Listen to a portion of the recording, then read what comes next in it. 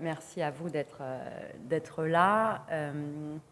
Donc en effet, cette conférence s'inscrit dans le cadre de l'exposition que nous avons réalisée ici, donc au château de Balzac, suite à une résidence d'artistes qu'on a faite il y a quelques temps maintenant. C'était bien avant la crise sanitaire et l'exposition ensuite a été reportée.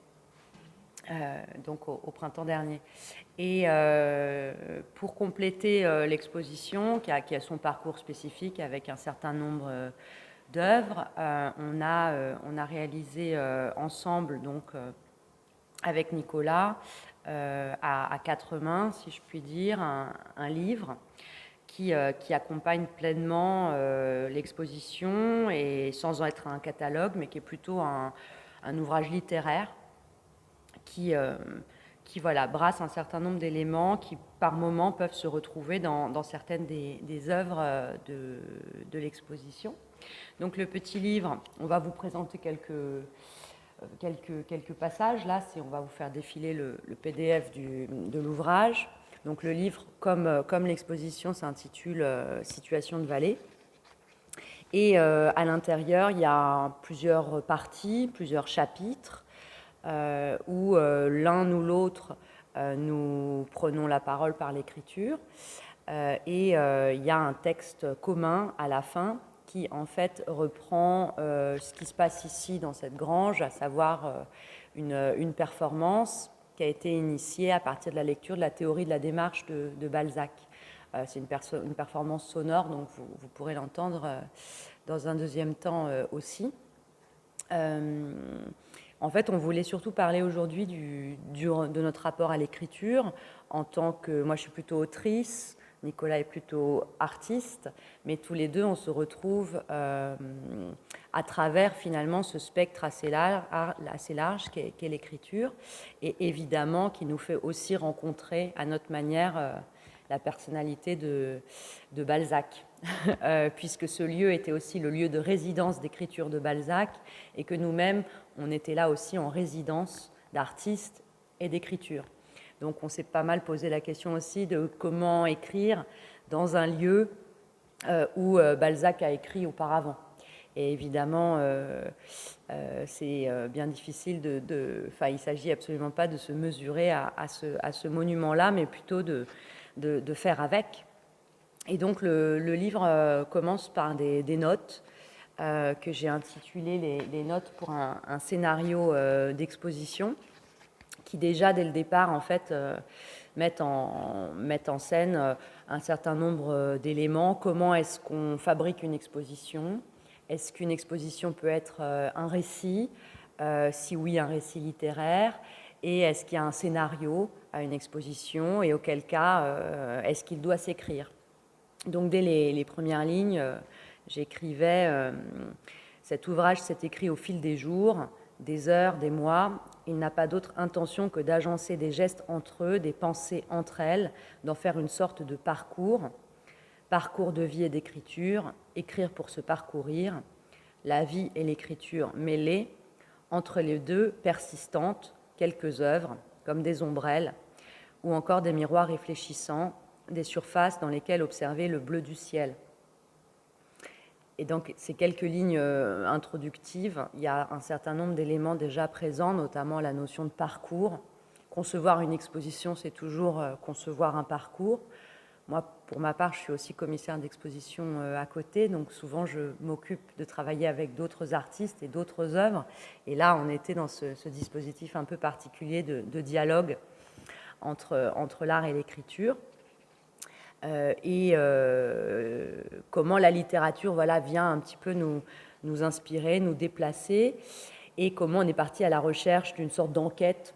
Enfin, on a inventé une forme d'enquête où on partait à la recherche de Balzac, peut-être d'un certain Balzac, moins connu que celui de la comédie humaine, puisque c'est surtout le Balzac des nouvelles de jeunesse qu'on peut... Balzac de Sérafita et de Sarrasine.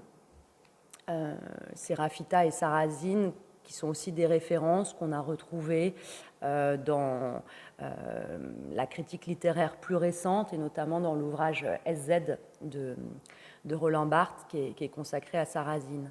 Donc, il s'agissait de trouver notre Balzac et d'essayer de lancer des pistes, plutôt qu'évidemment chercher à l'illustrer. Ça n'a jamais été notre propos, mais plutôt de faire des incises grâce à lui en réalisant certaines pièces.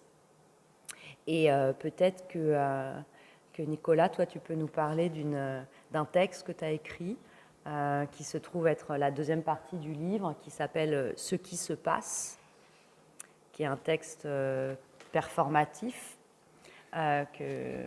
Oui, en effet. Donc pendant la résidence, c'était la première fois qu'on coopérait ensemble. On n'avait pas encore travaillé ensemble vraiment pour une production d'une exposition, mais on souhaitait aussi que l'exposition ne soit pas uniquement dans un espace donné où on expose des œuvres dans une salle et ensuite on les décroche. On voulait aussi que le livre soit une continuité, quelque chose qui fasse exister l'exposition en dehors du lieu d'exposition, du lieu de résidence. Et le livre, ça permet aussi un peu de figer des temporalités ou des expériences à travers l'écrit. Et dans mon cas, le travail d'écriture est une manière de rendre compte d'événements, de performances, de situations qui ont pu être vécues. Et donc dans le cas de ce texte, ce qui se passe, je me suis mis en situation où j'ai passé une journée à la table d'écriture de Balzac, ici dans sa chambre au château de Saché.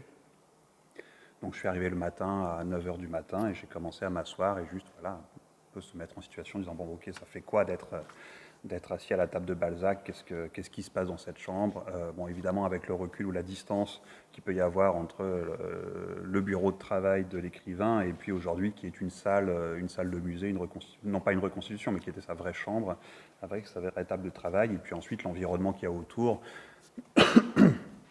dont notamment...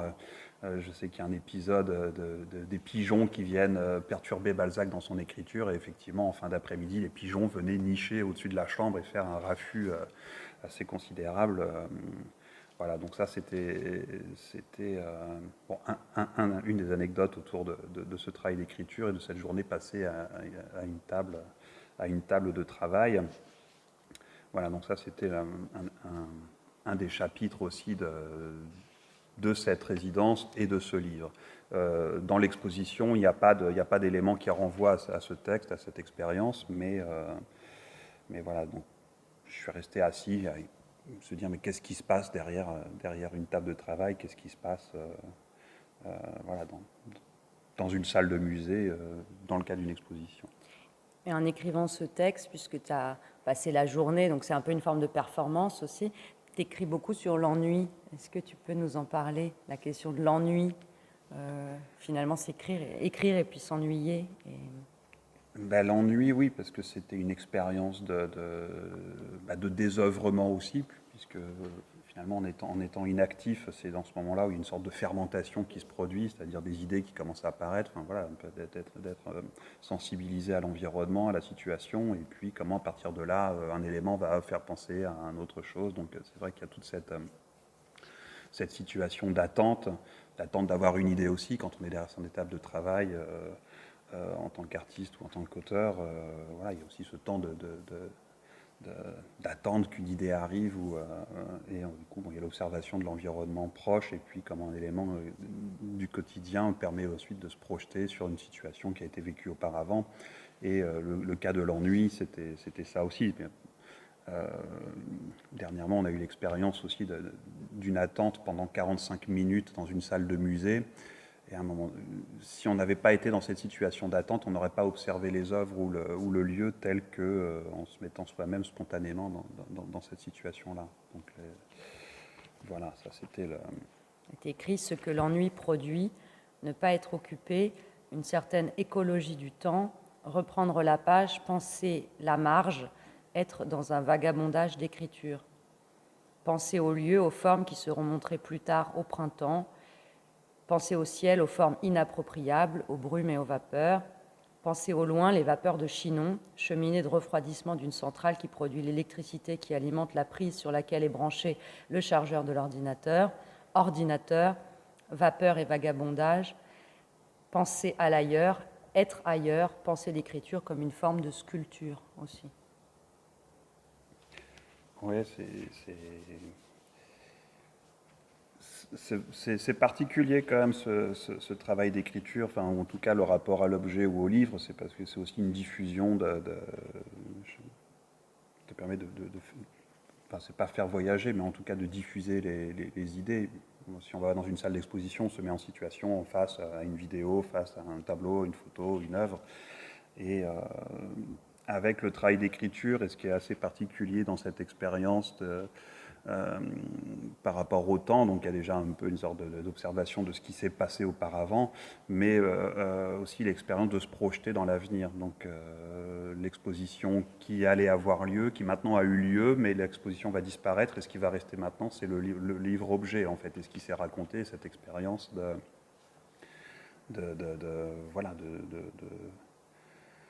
temporelle. C'est marrant parce que ce livre, finalement, là, je relis quelques lignes parce qu'il a été écrit avant le confinement. Et dans cette expérience-là, tu évoques le voyage autour de ma chambre de Xavier de Maistre, et qui a été quand même une référence qui revenait beaucoup sur les réseaux sociaux, tout ça, comment voyager en étant dans sa chambre, en étant immobile. Et en même temps, c'était un peu prophétique, d'une certaine manière. Et tu écris... tu t'interroges en tout cas sur le fait d'être assis dans une salle de musée qui est aussi une chambre à coucher, ou une chambre à coucher qui est une salle de musée, ou une chambre à musée. Et tu écris « Repenser à Sleep », œuvre de Andy Warhol, dans laquelle John Giorno est filmé en train de dormir. Repenser au tableau de Van Gogh, son lit dans une chambre. Penser à Larry Clark, penser à Nan Goldin, penser à ce qui se passe dans un lit. Écrire ce qui vient à l'esprit en regardant cette chambre qui est aussi une salle de musée. Ne pas parvenir à lire Balzac, mais penser le personnage. Et penser cette situation étrange quand même dans laquelle tu t'es mise d'être dans cette chambre. Et penser aussi la situation étrange, peut-être même en tant que conservatrice, d'un lieu où il y a la chambre d'un écrivain fantomatique, un écrivain qui n'est plus là. Et on a beaucoup pensé aux monuments, c'était quoi ce lieu, pourquoi est-ce que c'est devenu un musée, et pourquoi nous maintenant on intervient. C'est quand même une situation ambiguë. Et on a joué forcément avec ça. On a essayé de nommer toutes les zones d'ombre de ce travail-là qu'on est en train de faire. Mais j'y repense là, c'est une chambre, mais c'est une chambre de célibataire aussi. Parce que c'est un lit, une seule place, il y a un seul bureau, une seule chaise. C'est vraiment un espace pour une seule personne. C'est un espace de retraite monacale aussi pour l'écriture, d'une certaine manière. Donc, ouais. Et le livre regroupe aussi, il y a des extraits de livres, notamment cette double page qui donne lieu à une œuvre dans l'exposition, mais qui est différente. Ouais. Voilà, parce qu'on a voulu regarder pendant la résidence et pour l'exposition aussi, s'intéresser un peu à un Balzac marginal, ou aller dans les marges de Balzac. Lui-même, en tant qu'auteur, en tant qu'écrivain, écrivait et réécrivait, il utilisait vraiment les marges comme un espace de recherche, de relecture, de recomposition, de reconstruction. Mais nous, on a souhaité aussi aller un peu explorer le Balzac marginal, donc il y a effectivement la partie Sarrasine ou Sérafita, donc un peu ce personnage transgenre. Mais il y avait aussi dans certains de ses ouvrages des pages assez mystérieuses, assez curieuses, comme cette double page de la physiologie du mariage, dans lequel Balzac a composé cette double page cryptée. Voilà, où personne n'a encore décrypté un peu le secret ou les mystères qui sont derrière C'est sans doute un jeu typographique, puisqu'il était aussi typographe. Donc, en tout cas, c'est la conclusion à laquelle nous sommes arrivés avec Isabelle. Mais on n'a pas réussi, évidemment, à en décrypter le texte. Et dans l'exposition, vous verrez, il y a une simple page qui est extraite donc de ces pages de la physiologie du mariage, et qui devient une sorte de ready-made, enfin une image, une forme de citation, d'extraction indicielle comme ça de cet objet-là énigmatique dont on ne savait pas trop quoi faire, si ce n'est que en tant qu'artiste aujourd'hui, ça nous intéresse que Balzac ait fait ça et qu'on sache et que ça reste mystérieux en fait. Et c'est aussi l'objet livre qui est questionné. Donc là, on a photographié la double page de l'ouvrage qui est conservé dans la bibliothèque du musée, qui est une des éditions originales, je crois, de la physiologie du mariage. Voilà. Il y a d'autres indices dans le livre. Il y a des images, évidemment, qu'il n'y a pas dans l'exposition, des jeux aussi typographiques sur le SZ, des reproductions de certaines œuvres.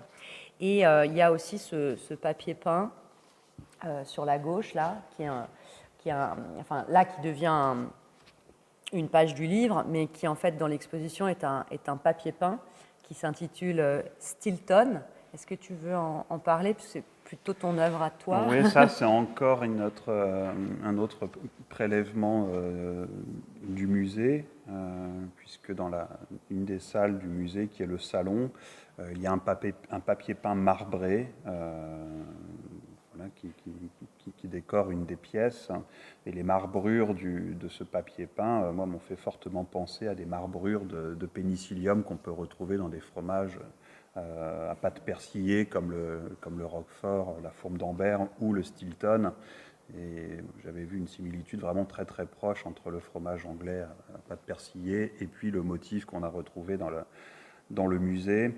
Donc pour l'exposition et pour le livre, j'ai repris ce motif vraiment qui provient d'un fromage et puis avec un traitement graphique pour en faire un papier peint qui est dans la salle d'exposition, le premier salon de la salle d'exposition. Mais le papier marbré est aussi un papier qui est utilisé en reliure pour faire une entrée de livre sur les deux premières pages. Donc il y a ce jeu comme ça entre l'espace du musée, l'espace du livre, des éléments graphiques, des relectures aussi, parce que dans mon travail artistique, j'ai beaucoup travaillé avec des matériaux organiques comme le fromage. Et voilà, mais ici, mis dans le contexte d'un livre, ça a une autre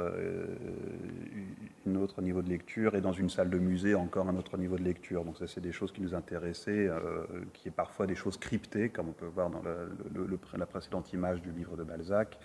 Et voilà, un peu C'est aussi une forme de cartographie, parce que cette question du Stilton, elle est arrivée aussi pendant qu'on était en train de faire une marche dont on va vous parler, qui s'inspirait aussi d'un livre de Balzac qui s'appelle la théorie de la démarche, où il est l'un des premiers, en tout cas en littérature, à s'être posé la question de la démarche et de la marche. Donc, qu'est-ce que ça veut dire marcher, philosophiquement parlant presque, et puis aussi organiquement, comment est-ce qu'on déplace son corps. Et il fait une sorte de métaphore dans le livre entre le fait de marcher et le fait de produire une idée. Et cette phrase-là, il suffirait d'avoir une idée neuve, c'est un tout petit extrait de citation du livre, où en fait, finalement, on peut presque tirer la pensée de Balzac d'une réflexion sur la marche à une réflexion sur le processus de création en tant que tel. On marche, on essaye d'avoir une idée. Comment est-ce qu'une idée se forme ? Est-ce qu'une idée peut se former en marchant ? Mais est-ce qu'aussi elle n'est pas toujours le résultat d'une forme de dynamique ? Et d'où aussi le motif cartographique qu'on peut imaginer d'une dérive dans l'espace, qui est aussi le papier peint. Enfin, il y a tout ce jeu-là. Et il suffirait d'avoir une idée neuve. Là, c'est une sorte de poème que j'ai écrit, aussi en ramassant un petit peu beaucoup des bribes de notes, surtout, de choses que j'écrivais pendant la résidence. Et ça a donné lieu à une pièce vidéo dans l'exposition, où c'est très simple, c'est simplement un texte qui apparaît blanc sur noir et qui s'écrit au fur et à mesure. Donc c'est toute une partie qui est plus dédiée à la question de l'écriture dans l'exposition, et ça devient un petit film qui dure à peu près 7-8 minutes, où on voit ce poème en train de s'écrire. et qui reprend voilà, cette question de comment faire pour avoir une idée. Ça veut dire en fait comment faire pour écrire. Donc c'est aussi évidemment en pensant à la situation d'écriture de Balzac qu'on a aussi intitulé cette exposition Situation de vallée. C'est quoi se mettre en situation de devoir faire une œuvre, écrire un texte, marcher et essayer d'inventer quelque chose de nouveau. Et après, il y a l'image de Molinier. Ça, je ne sais pas si vous connaissez cet artiste, Pierre Molinier, qui est un photographe transformiste dans les années 60 à peu près, donc qui est un homme qui faisait beaucoup d'autoportraits. Il avait la particularité de se travestir dans ses autoportraits. Et il se trouve que cette œuvre-là, qui est donc un autoportrait de Molinier travesti, avec tous les codes comme ça, voilà, érotiques, les bas, la guêpière, les talons aiguilles. En fait, le titre de cette œuvre, c'est Autoportrait en Séraphita. Et Séraphita, c'est le personnage de Balzac. Donc quand on a vu que Molinier s'était représenté sous les traits de Séraphita, c'était intéressant parce que c'était une référence directe, évidemment, à Balzac, qui s'était un peu caché dans l'histoire de la photographie et de la performance au XXe siècle. Donc c'était un indice. Et on a décidé du coup d'inviter Pierre Molinier, enfin en tout cas cette œuvre est présente sous la forme d'une petite photographie dans l'exposition, dans la première salle de l'exposition. Et à l'arrière-plan, vous pouvez voir un motif qui est sur un paravent, qu'il utilisait beaucoup pour ses mises en scène photographiques, qui est un motif de toile de Jouy. Et ce motif de toile de Jouy nous a fait beaucoup penser aussi au papier peint qu'on était en train d'imaginer avec le motif de Stilton. Et donc, dans l'exposition, cette petite photo de Molinier est en fait accrochée sur le papier peint, comme un jeu de mise en abîme infini entre les artistes, la référence à Balzac, le motif et tout ça. Voilà. C'est vrai que ce qui était assez récurrent aussi dans cette recherche, dans ce travail, c'était voilà, comment rendre compte d'un processus, de quelque chose qui est en train de se faire. Et c'est vrai que l'écriture permet ça, en fait, de pouvoir rendre compte ou témoigner de situations, d'expériences, d'expérimentations. Et il y a eu, en fait, notre premier geste en arrivant ici à Saché a été de refaire la marche à pied que faisait Balzac de Tours à Saché. Donc ça représente 23 km. Et donc on a retrouvé une carte qui présentait un peu le cheminement que faisait l'écrivain à travers la Touraine. Et on a refait le même trajet à pied, la marche. Sauf qu'aujourd'hui, évidemment, l'environnement n'est plus le même, la périphérie de Tours n'est plus la même, l'occupation de l'espace routier a considérablement changé. Et on a fait cette marche à pied en nous enregistrant. Donc on avait du matériel d'enregistrement sonore et puis on a enregistré le bruit de nos pas et puis les discussions qu'on avait pendant 5 heures, 4h30 ou 5 heures de marche à pied. Voilà, donc ça fait l'objet d'une pièce sonore qui est diffusée ici dans la grange. Et puis dans le livre, on a retranscrit déjà un peu les données techniques de cette marche à pied. Donc la température, les distances 23,8 km, on a fait 32 096 pas, temps actif de marche 4h51. La date, les conditions climatiques, température entre 1 et 9 degrés, heure de départ, heure d'arrivée. Voilà, et puis on observait ce qui se passait autour de nous, donc au début de la gare de Tours avec l'environnement sonore, les camions de chantier, les mobylettes, les automobiles, et puis petit à petit, ensuite, le paysage sonore même évolue, et puis nos discussions qui s'agencent autour de l'environnement, de la gare de Tours, les oiseaux, l'automobile. Ouais.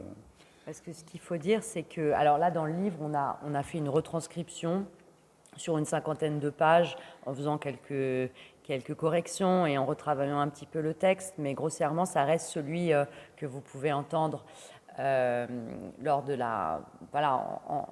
en assistant à la pièce sonore ici présentée.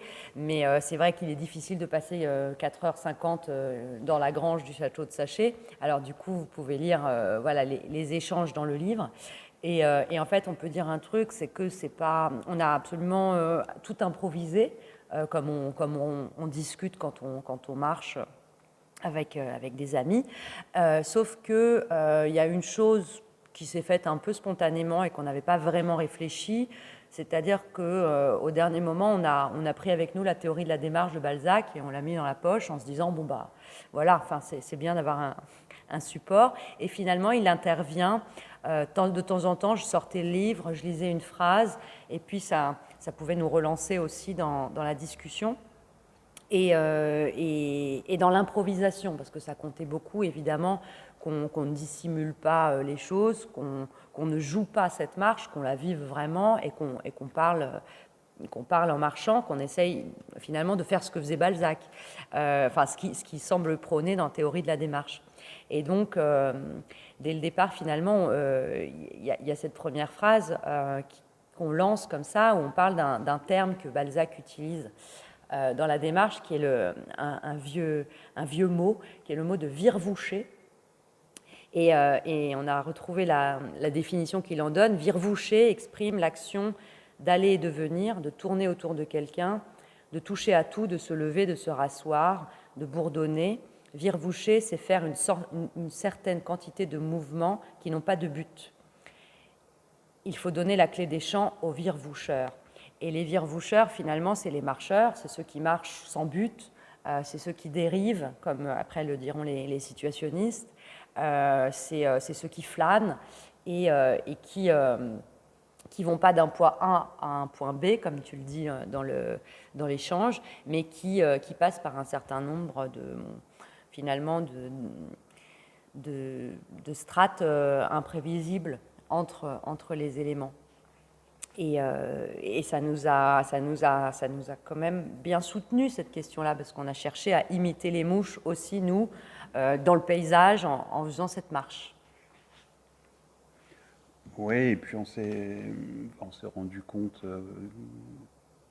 que finalement il y avait beaucoup d'auteurs qui marchaient, il y avait beaucoup d'écrivains travaillent le matin, mais l'après-midi ils ne supportent plus de rester enfermés, il faut sortir, il faut aller marcher 1 heure, 2 heures, 3 heures. Donc ça, c'était quelque chose. Alors, il y a peut-être une analogie. Puis Balzac marchait beaucoup aussi. Et quelque chose d'assez proche entre le travail d'écriture et celui de la marche à pied, une sorte de recherche, comme ça, d'avancer. Et le travail d'écriture aussi, c'est un travail de... C'est Peter Handke qui dit ça, dans l'après-midi d'un écrivain, qu'il écrit le matin, mais que grossièrement, l'écriture se joue entre 8h et 13h. L'après-midi, en général, un écrivain, il est cuit, sauf ceux qui écrivent la nuit. Mais c'est vrai que je connais pas mal d'écrivains et pour ma part aussi, moi, je travaille le matin et après, en général, l'après-midi, on fait autre chose. On va faire des courses, on va à des rendez-vous, on rentre dans la vie réelle, en fait, quelque part. Et cette question de la marche, elle libère beaucoup de choses. Enfin, Peter Handke disait que tous les après-midi, il marchait parce qu'il avait fait ce qu'il avait à faire. Finalement, la journée était terminée pour l'écriture. Mais dans cette expérience, il y avait quand même quelque chose, c'est qu'en ville, on peut marcher anonymement. Personne va vous dire, ah ben tiens, quelqu'un est en train de marcher. Enfin, ça paraît normal de marcher en ville. Par contre, à un moment donné, on a marché au bord d'une route nationale et toutes les voitures étaient assez surprises de voir des piétons. On se dit, mais est-ce que ce sont des vagabonds? Est-ce qu'ils sont en panne? À un moment donné, on a mangé un petit pique-nique dans un endroit où on était en race pleine et il a fallu manger parce qu'on avait faim.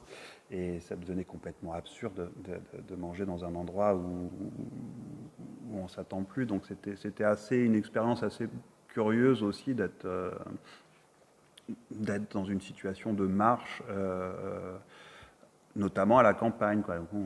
On a repensé à ça. Dans quel moment on marche à la campagne, mais Dans des endroits où normalement on ne marche pas. Voilà, c'était justement, et en lien avec cet anonymat. Enfin, ça devient curieux si vous marchez dans un petit village, les gens vont vous regarder, qui c'est celui-là, on ne le connaît pas, ou celle-là, on ne la connaît pas, mais donc c'était quand même une des expériences un peu particulières Il y a des photos du ciel aussi, tu photographiais le ciel.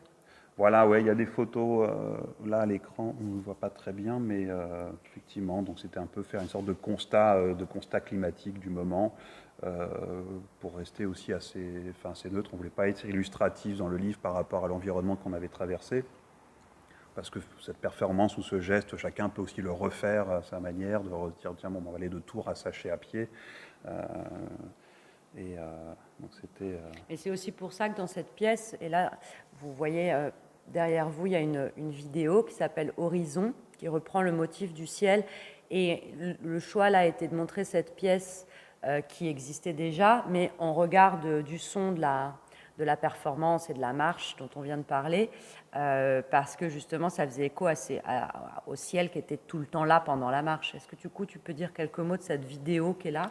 Horizon, c'est une vidéo qui plaçait ici. On voulait un peu finaliser le parcours de l'exposition, non pas par un point final, mais plutôt une ouverture. Donc là, Horizon, c'est un peu comme une sorte de porte pour poursuivre l'expérience au-delà de la salle d'exposition. On est aussi dans une salle où les œuvres sont assez immatérielles, puisqu'il y a une diffusion sonore et une projection vidéo, donc il n'y a pas d'œuvre matérielle en tant que telle. La vidéo, en fait, c'est 4 fois la même image, mais à 4 instants différents. Et il y a juste pendant une fraction de seconde où l'image normale se recompose et ça devient du coup une forme de curiosité. Enfin, quand la normalité revient, ça devient curieux. Et le fait où il y ait ce décalage, finalement, ça devient rassurant. Voilà, c'était ce qu'on a souhaité faire, en tout cas dans la grange, qui est aussi l'espace le plus sombre ou le plus obscur du musée et du château. Il y a le grand parc, il y a les salles d'exposition, mais ici c'était un peu l'espace le plus sombre, en plus celui qui est un peu plus reculé. Voilà, de faire une sorte aussi de renversement entre ce qui peut se passer à l'extérieur, le remettre à l'intérieur. Et c'était voilà, une sorte de déplacement qu'on a effectué ici. Voilà. Et il y a à la fin du livre le parcours. Ah oui, là, il y a la carte. Il y a la cartographie. Voilà, où on peut retrouver En fait, il y a eu 11 étapes à peu près, donc 11 pistes de la performance. Donc à chaque fois, avec les indications géographiques, on est passé par jouer les tours. Ensuite, il y a le moment les Landes de Charlemagne, jusqu'au centre de formation des pompiers. La sortie de la forêt, ligne droite sur la route départementale 8. Là, c'était un moment un peu difficile, jusqu'à Artanne. Puis après, l'arrivée à Pont-de-Ruan. Et là, ça devient beaucoup plus bucolique. Et c'est hier, on est à l'endroit de Balzac. Tout commence à s'appeler Balzac, les moulins de Balzac, le café de Balzac, tout ça. Et après, de Pont-de-Ruan, il y a le sentier. En fait, on a pris le sentier qui arrive directement à Saché. Donc on a bifurqué par le petit sentier avec un lavoir et on passe à travers les champs. Et on est arrivé directement par le bois du château de Saché qui est derrière. Donc ça, c'était joli comme arrivée parce que, en fait, sans doute peut-être que là, il y a quelque chose d'authentique, en tout cas ce moment, ce sentier et l'arrivée au château. Et voilà, et donc il y a la carte qui revient, et ça, on peut le dire que c'est quelque chose que tu refais constamment dans tous tes livres, parce que toi, tu es vraiment un artiste plasticien, mais tu accompagnes toujours, enfin souvent, tes expériences en tant que plasticien de livres et donc de cartes. Oui, moi, j'ai absolument pas une expérience de littérature. Je ne pensais pas un jour faire des livres. J'ai une formation d'artiste, dire beaux-arts, plutôt avec une démarche d'artiste conceptuel, avec des œuvres ou des œuvres minimalistes. Le travail d'écriture, il est arrivé un peu spontanément. Le premier livre que j'ai pu faire avec un travail d'écriture, c'était en 2004. 4 pour une résidence au Fonds régional d'art contemporain en Alsace, où j'ai passé 6 mois sur la route des vins pour déguster et interroger un peu les grands crus. Donc pendant 6 mois, j'ai dégusté entre 300 ou 500 domaines différents. Mais il fallait aussi que je maintienne une sorte de journal avec des interrogations. Et de manière involontaire, j'ai écrit un livre puisque, voilà, qui a fait l'objet d'une édition, d'une publication. Et le journal des vins d'Alsace. Ça s'appelle le journal de la route des vins d'Alsace. Et voilà, mais je ne savais pas que je savais écrire. Enfin, c'est pas quelque chose que je pensais faire ou je sais faire. Mais, enfin, je ne sais pas ce que ça veut dire savoir écrire. Mais en tout cas, ça me semblait nécessaire d'utiliser cette forme pour rendre compte d'une pratique artistique qui n'avait pas une forme plastique ou une forme visuelle. Et depuis, c'est quelque chose que je fais régulièrement parce que ça me permet de rendre compte voilà, de situations, d'expériences qui n'ont pas de... Voilà, je ne suis pas cinéaste ou je ne suis pas... ou photographe. Parfois, il y a quelques photos qui viennent illustrer, mais le texte, c'est vraiment la forme la plus importante. Voilà. Et ça accompagne mon travail. C'est vraiment une forme, une des formes de mon travail artistique. Tu as aussi fait la route du Rhône. J'avais fait voilà, en 2013, non, en 2016, j'ai longé le Rhône de Gletsch en Suisse, donc, et ensuite j'ai longé les 832 km jusqu'à Port-Saint-Louis-du-Rhône. Voilà, et là, le travail d'écriture s'est fait le long du fleuve, pour un peu l'expérience cette expérience géographique et cette expérience d'écriture. Et donc l'écriture est liée à l'itinérance, on peut le dire dans ton cas. Ouais. Et ça se retrouve là. Exactement, ouais. Et ce travail autour de la ligne aussi, puisque là on a tracé une ligne sur cette carte qui n'est pas effectivement là, c'est une ligne qui vire-vouche, quoi. C'est pas cette ligne droite. Et voilà, ça c'est mon rapport à l'écriture. Et toi, tu as un rapport un peu, enfin, je pense, complètement différent. Déjà, tu lis beaucoup plus que moi. Oui, moi je viens de l'écriture parce que j'ai commencé par être critique d'art. Donc j'écris sur les œuvres, avec les œuvres. Et de plus en plus, je théorise, je cite. Enfin, j'ai aussi un travail universitaire. Et pour moi, l'écriture, c'est pas quelque chose que je peux faire malgré moi. Enfin, c'est quelque chose qui pose problème, qui pose question. Alors que toi, tu le dis, bah, je savais pas que je savais écrire et j'ai écrit par nécessité. Moi, je m'interroge beaucoup sur pourquoi écrire, comment, etc. Donc, on se rend compte sans doute dans ce petit objet à partir de nos rapports ambigus à chacun à l'écriture. J'imagine. Et après, on s'est amusé dans le livre. Il y a tout un appel de notes. Il y a un lexique un peu à la Pérec, un index, voilà, qui va de alpinisme à Zambinella, en passant par bricolage, délinquance, grâce, les mouches, la sculpture. Le start-up, le vin, Virvoucher, Andy Warhol. Voilà, on s'est amusé un petit peu après coup à créer un index qu'on peut retrouver dans Espèce d'espace où on a autant le mot exposition que le mot coquille d'œuf. Voilà. C'est un choix évidemment volontaire, mais c'est un jeu graphique aussi. Et voilà, et le livre aussi se termine avec tout un appel de notes qui vient augmenter le texte, mais qui fait partie intégrante du travail d'écriture aussi. Et cette petite pomme là qui est suspendue dans les airs, mais qui semble quand même tomber, qui est une pièce aussi de l'exposition. Parce que c'est vrai que pendant qu'on était en résidence, on a pas mal sillonné dans le coin et on est allé chez Max Ernst. On est allé à la maison de Max Ernst, on est allé à la maison de Rabelais, voilà, et il y a des éléments qui se sont télescopés et qui ont rencontré aussi le fait d'être au château de Saché. Donc ça, c'est une double référence, même si ça ne se voit pas du tout, mais c'est une petite pomme qu'on a ramassée dans le jardin de la maison de Max Ernst. et qu'on a photographié, sachant que c'est aussi une œuvre qui porte le titre de la pomme tombe là où elle peut, qui est en fait une phrase qu'on a glanée à la Devinière chez Rabelais, parce que lors d'une résidence, Éric Dittmann parlait du fait d'être en résidence chez Rabelais, et il disait qu'il ne savait pas quoi faire et que la pomme allait tomber où elle peut. Donc aussi métaphore du travail artistique.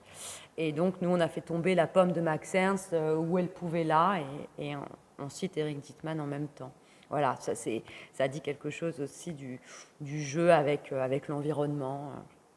Après, il y a Art and Language aussi qui s'est faufilé dans le livre, parce qu'à un moment donné, évidemment, on est allé aussi au château de Montsoreau, que l'art conceptuel nous intéresse beaucoup. Donc voilà, ça fait partie de tout ça.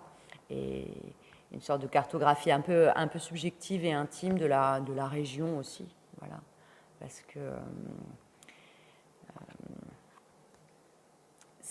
ça comptait tout autant, en fait, de parcourir les environs que de parcourir l'œuvre de Balzac. Et voilà. Mais je repense un peu, peut-être pour commencer à conclure, mais Ouais.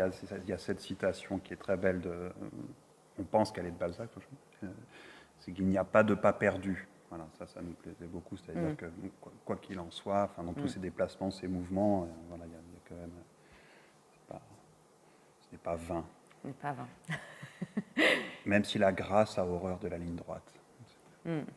Encore une autre citation.